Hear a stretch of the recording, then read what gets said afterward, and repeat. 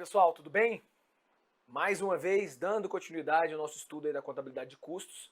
Vamos passar agora para mais um bloco aí de custos, mais voltado para a tomada de decisões. A gente vai fazer uma classificação aí de custos, mais voltado aí para a tomada de decisões aí no âmbito da contabilidade de custos, tá, pessoal? Vamos lá, para a tela. A gente tem essa classificação aqui, pessoal, de custos para tomada de decisão, basicamente dividido em três. A gente tem os chamados custos diferenciais, que a gente vai ver já já, que é basicamente o quê? Quando a gente tem duas alternativas, qual é a diferença de custo entre essas duas alternativas, tá? A gente tem os chamados custos perdidos, que refletem investimentos feitos no passado que provocam custos contábeis, mas são irrelevantes para a tomada de decisão, por não alterarem fluxos financeiros. Vamos entender como é que funciona esses chamados custos perdidos, que são os custos irrecuperáveis, tá? E por fim, pessoal, a gente tem um conceito que é bem aí difundido, tanto na contabilidade de custos, quanto na análise de balanços, porque ele vai influenciar em muitas decisões, tanto no âmbito da análise de balanços, quanto no âmbito da contabilidade de custos, tá? Que são os custos de oportunidade, que o conceito dele é o benefício que eu perco por causa da melhor alternativa abandonada quando eu tomo alguma decisão, tá? Alguma decisão. Então, basicamente, esses três tipos de custos aqui são os que a gente vai falar quando a gente fala de classificação de custos para tomada de decisões. O primeiro deles, pessoal, para a gente falar um pouquinho mais detalhadamente, são os custos diferenciais. Pessoal, a gente sabe que no âmbito dos negócios, quando a gente trata com negócios, a gente sempre tem que escolher, né, pessoal? A gente tem que escolher. Escolher dentre duas ou mais alternativas, tá? E toda vez que a gente escolhe entre duas ou mais alternativas, a gente está escolhendo uma em detrimento de outra. Ou seja, todas as alternativas a gente vai incorrer em custos e vamos incorrer em benefícios. A gente vai abdicar de benefícios de uma em função da outra e vamos trocar de custos de uma em relação à outra porque a gente escolheu. Toda escolha é uma renúncia, né? Como diria aquele ditado popular, né? Então, esses custos diferenciais, pessoal, nada mais é do que quando eu escolho uma alternativa em detrimento de outra, eu faço a comparação desses custos da alternativa que eu escolhi em relação à alternativa ou às alternativas que eu não escolhi. Certo? Então, basicamente, a diferença desses custos é chamado de custo diferencial. Ele tem dois sinônimos, mais ou menos, que podem cair na sua prova. Custos incrementais. Mas o nome incrementais, pessoal, ele dá a ideia de quê? De que eu incorri em mais custos, né? Poderia ser custos decrementais, né, pessoal? Quando você incorresse em menos custos, né? Mas basicamente, às vezes, pode aparecer na sua prova o nome custos incrementais como sinônimo de custo diferencial. Vamos aceitar, a não ser que na questão a banca seja muito específica no sentido de dizer que esse custo incremental, na verdade, deveria ser um custo decremental, ou seja, eu tive uma economia de custo ao invés de ter um custo maior. Mas na maioria das vezes a gente pode tratar esse custo incremental como sinônimo de custo diferencial, pessoal. Outro sinônimo que pode aparecer, mas na verdade já é um sinônimo que é muito mais afeto às ciências econômicas, é uma questão de custo marginal, né, pessoal? Aí a gente vai para a economia, que eu não me arrisco a entrar em detalhes aqui. Isso aqui fica para o nosso querido amigo professor Getro, aí da matéria de economia. Mas pode aparecer, pessoal, alguma questão de prova que fale em custo marginal, querendo dizer custo diferencial, que é o quê? A diferença entre os custos de duas ou mais alternativas aí, quando a gente se depara com esse dilema aí entre escolher entre uma alternativa e outra. Por exemplo, galera, suponha que a empresa Negreiros Cosméticos, tá vendo que eu tenho empresa de tudo quanto é ramo, né? Resolve estudar a possibilidade de mudar o seu método de colocação de produtos no mercado de distribuição, né, o mercado de distribuição desses produtos, por meio de varejistas, que hoje é o que ela trabalha, por intermédio de representantes comerciais, em cada região definida. A gente pode ilustrar todos os custos e receitas atuais e projetados de acordo com a seguinte tabela, ou seja, olha só, essa tabela aqui está dizendo o seguinte, ó, hoje eu trabalho com varejista, distribuição minha por varejista. Nessa distribuição por varejista, pessoal, eu tenho um total de custo dos produtos vendidos, de propaganda, de armazém, de despesas. Ou seja, quando eu falo custo aqui, pessoal, eu estou falando de lato sensu, né, pessoal? Custos e despesas. Eu tenho um total de despesa de 54 mil de custos e despesas, né, pessoal? Em relação a uma receita de 70 mil. Ou seja, eu tenho um resultado operacional de 16 mil. Certo? Se eu projetar, fizer uma projeção e para o meu método de distribuição agora por representantes comerciais, que é o que eu intento fazer, é o meu objetivo, eu vejo que os meus custos vão crescer, eu vou ter um custo diferencial aqui, um custo incremental. Mas esse custo incremental, pessoal, ele é da ordem de 8.500. Aí é que está o pulo do gato.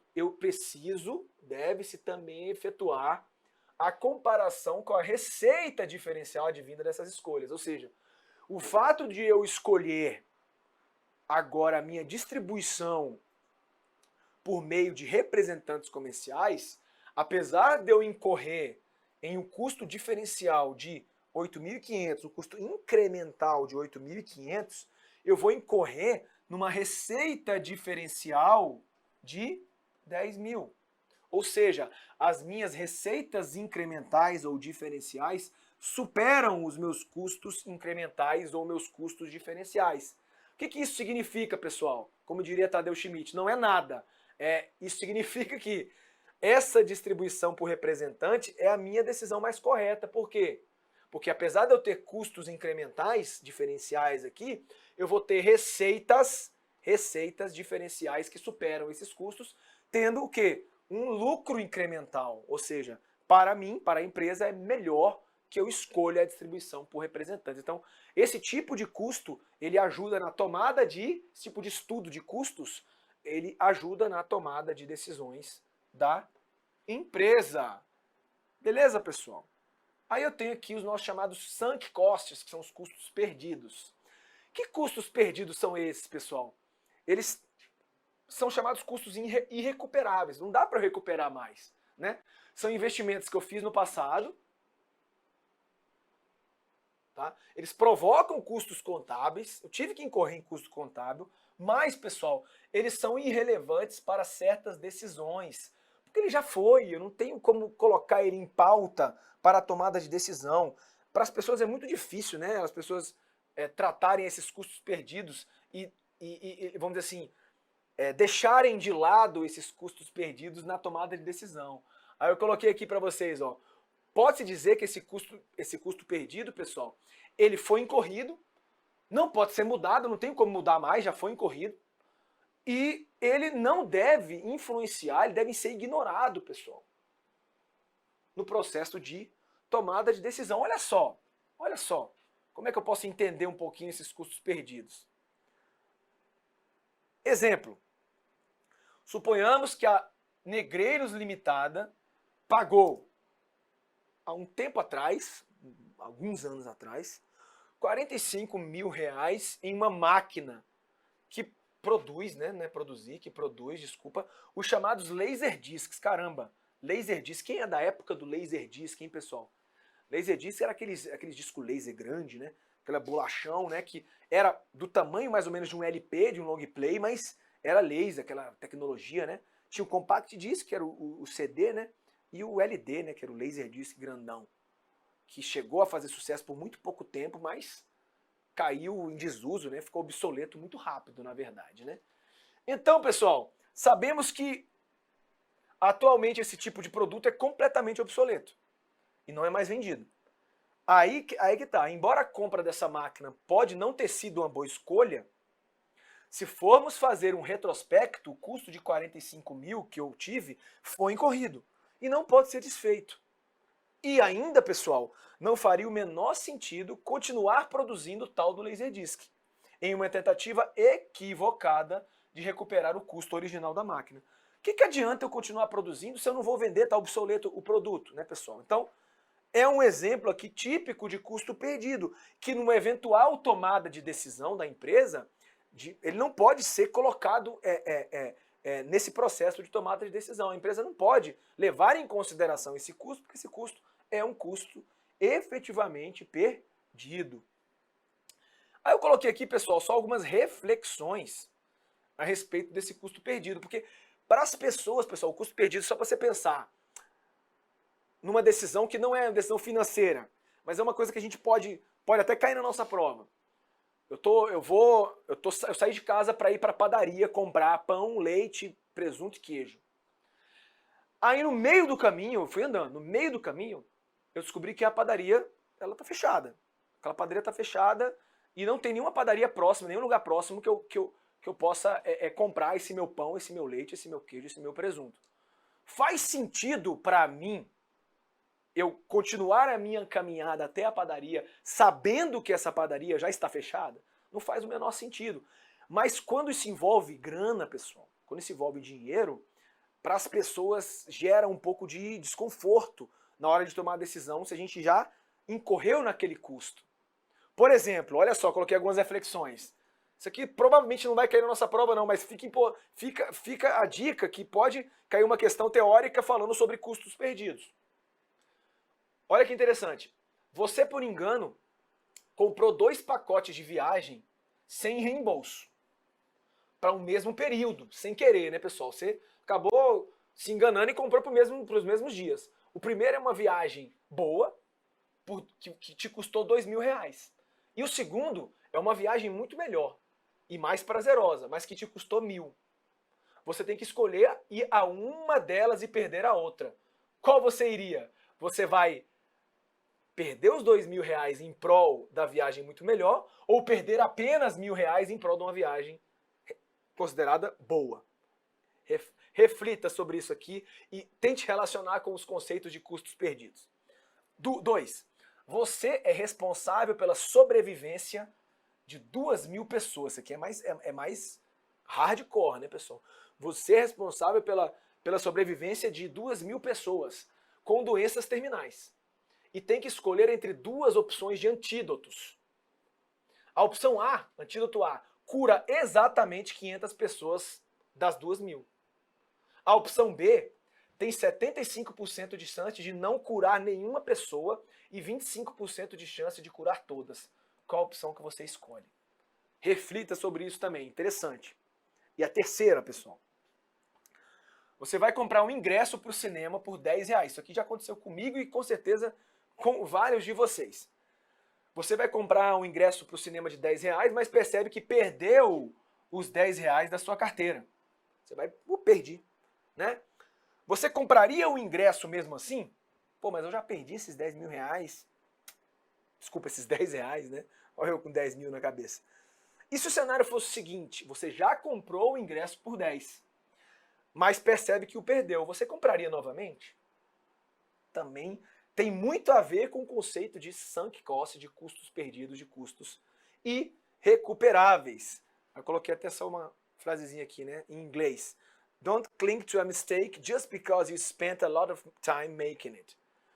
Né? Você não insista no erro só porque você já gastou um tempo cometendo aquele erro. Né? Aqui já vai muito na questão do caminho da padaria e também em relação a essas reflexões aí que a gente colocou. Beleza, pessoal? E finalmente o conceito aqui que a gente vai falar em contabilidade de custos também vamos falar quando a gente tratar desse assunto em análise das demonstrações contábeis. Quando a gente for tratar em análise das demonstrações, pessoal, a gente até vai ser um pouco mais técnico, porque o custo de oportunidade ele pode ser, vamos dizer assim, estimado na análise, né? No cálculo lá do EVA, né? Do Economic Value Added, né? Então, pessoal, o custo de oportunidade, a gente vai trazer aqui mais o conceito dele. Eu coloquei uma frase aqui legal que a gente já escutou muitas vezes, né, pessoal, na nossa vida. There is no such thing as a free lunch. Ou seja, não existe almoço grátis. O que quer dizer isso, pessoal? cada escolha que você faz, você renuncia a alguma outra coisa, né, pessoal? Não existe almoço grátis. Alguma coisa você vai ter que pagar por ter recebido, vamos dizer assim, aquele almoço grátis. Aí eu coloquei aqui duas, isso é uma frase do Milton Friedman, né? Foi prêmio Nobel de Economia em 76. E a gente usa muito essa frase no nosso dia a dia. Aí eu coloquei aqui duas figuras que ilustram bem essa questão do custo de oportunidade. Eu coloquei aqui, por exemplo, um time aí do mundo que tem a opção de contratar os dois dos melhores jogadores do mundo na atualidade, né, o Messi e o Cristiano Ronaldo, né? Se o cara optar por contratar o Messi, por contratar o Messi para o seu time, ele está abdicando de contratar o Cristiano Ronaldo. E vice-versa, se ele estiver contratando o Cristiano Ronaldo, ele está abdicando de contratar o Messi. Ou seja, o custo de oportunidade da contratação do Messi certamente é o quê? O benefício que ele está perdendo por não ter contratado o Cristiano Ronaldo. Ou seja, o custo de oportunidade de uma escolha é o benefício perdido pela escolha que não foi feita por ele. Ou seja, o benefício da escolha do Messi, o custo de oportunidade da escolha do Messi é o benefício que ele teria se tivesse contratado o Cristiano Ronaldo. Levando para as finanças, que é onde a gente utiliza mais, né, o custo de oportunidade, né, pessoal? Eu até coloquei aqui, em 1914, o austríaco Friedrich von Wieser convenceu-se de que o valor de uma coisa era determinado por aquilo que era preciso abrir mão para obtê-la. Ele disse que em um mundo onde as pessoas têm carências infinitas e só dispõem de uma quantidade restrita de recursos para supri-las, a escassez criaria a necessidade de opções. E isso aí, ele chamou esse conceito de custo de oportunidade. Aí eu não vou pronunciar isso aqui em alemão porque eu não sei, tá, pessoal? Vocês pronunciam aí em silêncio aí quem souber falar alemão. Eu não sei falar alemão, infelizmente. Em 1935, o economista americano Lionel Robbins afirmou que, olha só, a tragédia da vida humana é ter de desistir de uma coisa a fim de escolher outra. Aí entra em questões filosóficas, comportamentais, né, pessoal? Mas o que eu quero dizer para vocês? Que o custo de oportunidade é o que você está abdicando de uma coisa para fazer outra, né? Por exemplo, você estuda de noite para uma prova, no dia seguinte você está com sono. Seu custo de oportunidade é uma boa noite de sono. Você escolheu não dormir para poder aprender ou tirar uma nota boa na prova seguinte. Só que a gente vai utilizar muito esse conceito de custo de oportunidade, né, pessoal? No meio empresarial, no meio de investimentos. O que é o custo de oportunidade? Ele representa o quanto a empresa sacrificou em termos de remuneração por ter aplicado seus recursos numa alternativa ao invés de outra. Eu escolho investir numa empresa, qual é o custo de oportunidade desse investimento para o acionista? É deixar de investir em outra coisa que poderia te dar um rendimento X. E o custo de oportunidade é esse benefício que ele abdicou por estar investindo naquela empresa. Ok? E aí a gente vai lá em análise das demonstrações, incorrer nas questões, nas consequências técnicas disso aí. Mas basicamente, pessoal, era isso que eu queria trazer para vocês de conceito de custo de oportunidade. Até coloquei outro exemplo aqui que é: compro meu carro ou ando de táxi? Hoje em dia, ou compro meu carro ou ando de Uber. Aí você tem todas as possibilidades, né? Se você comprar carro, você está abdicando dos benefícios do Uber. Se você andar de Uber, você está abdicando dos benefícios do carro. Aí eu coloquei aqui um conceito final de custo de oportunidade, que é o conceito, claro, do nosso guru Eliseu Martins, que é muito cobrado em prova, que fala: custo de oportunidade é o benefício perdido por causa da melhor alternativa abandonada quando se toma qualquer decisão. Repetindo, nós vamos falar com grande detalhe para quem tiver acesso aos cursos de análise das demonstrações contábeis. Lá a gente vai dar uma destrinchada maior no conceito de custos de oportunidade. E aí, pessoal, a gente encerra a nossa parte teórica com esse resumo aqui, da classificação dos custos, de acordo com a sua finalidade. Eu posso classificar o custo para preparar demonstrações contábeis, que esse custo vai ser custo do produto, né? Custo da produção do período, que é materiais diretos, mão de obra direta, custos indiretos de fabricação.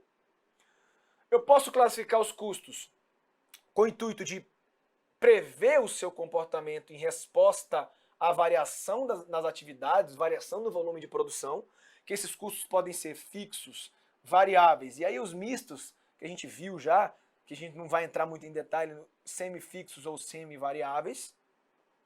A gente pode classificar os nossos custos para atribuir aos objetos de custos, né, que são os departamentos ou produtos, ou até atividades, quando a gente estiver falando do ABC. Os custos podem ser diretos ou indiretos, diretos quando eles são facilmente associados e indiretos quando eles necessitam de critérios de rateio, como nós já vimos em diversas oportunidades aqui. E, finalmente, a gente classifica os custos quanto à tomada de decisões. Os custos vão ser diferenciais, quando diferem entre alternativas, e essa diferença vai ser o custo diferencial. Os custos perdidos, né, pessoal, são, como a gente viu, que eles são perdidos e não devem ser levados em consideração na tomada de decisão. E os custos de oportunidade, que são os benefícios abdicados por uma escolha em detrimento da outra. E com isso a gente encerra a nossa parte teórica da aula de hoje.